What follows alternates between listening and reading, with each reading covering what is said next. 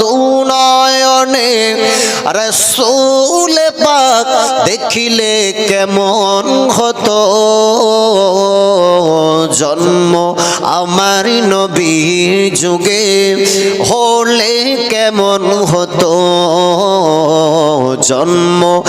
আমার নবীর যুগে হলে কেমন হতো কত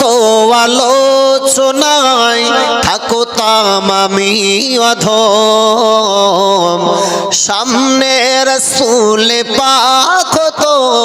পাশে সাহাবাগণ জোরে বলে কত আলোচনায় থাকতাম আমি অধম সামনে রাসূল পাক হতো পাশে সাহাবাগণ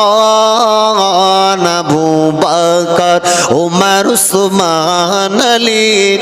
সঙ্গী কেমন হতো আবু বকর ওমর উসমান আলীর সঙ্গী কেমন হতো দুনয়নে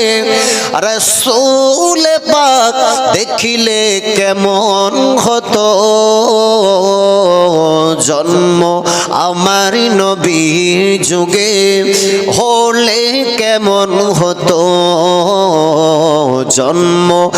আমার নবীর যুগে হলে কেমন হতো।